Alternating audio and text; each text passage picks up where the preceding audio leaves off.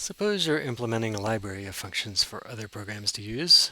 Maybe you're implementing some image processing functions that starts with a convolution and then provides blur and motion and sharpening, and you want to be able to compile these files and link them with some program main1 and some other program main2 and so on. And we know how to do that. We can compile each of the C files separately, and then we can link them all together at the end. But it would be particularly inconvenient if for every program that you write you have to list out all of the object files that correspond to your library, especially if your library gets large or if you add new files in the future that need to be linked into other programs. So instead of just providing clients of your library with a pile of object files, the conventional thing to do is to package them up into a library. And a library, in particular a static library, we'll contrast that to a dynamic library later.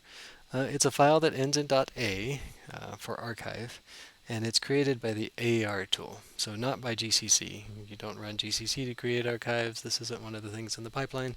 It's a separate program.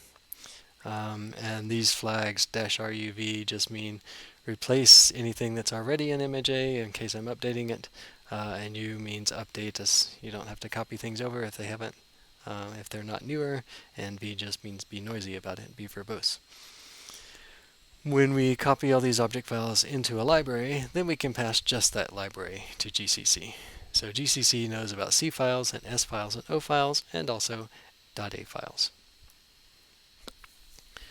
When we compile the individual C files of our library, then we get object files. That much has not changed. When we put them together into a library with AR, what it does is just copy the object files into the archive.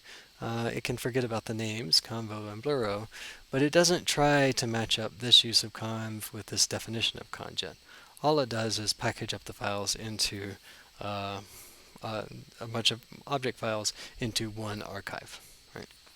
Let's try out working with libraries. Here I have main.c that's referring to blur_sum that's declared in blur.c, which is referring to conv, which is in conv.c. So I could just gcc main.c blur.c conv.c and everything will resolve. Whereas if I just did main.c by itself, then it needs blur_sum. If I just did blur.c by itself, it needs conv, and so on. We can individually compile things, so let's compile conv and blur and main. And I'll just do one more old thing, which is try using main.o, blur.o, and conv.o. Those all work together as expected. But now let's make an archive, image.a. So I'm going to use the RUV flags that's so common, and I want to put blur and conv.o there. Alright, so you can see it said creating image A and added blur and conv. If I do it again, nothing happened because these files didn't change. On the other hand, if I go in here and I can change conv, or really what matters is recompiling it, do that again and it'll tell you that it's updating conv.o.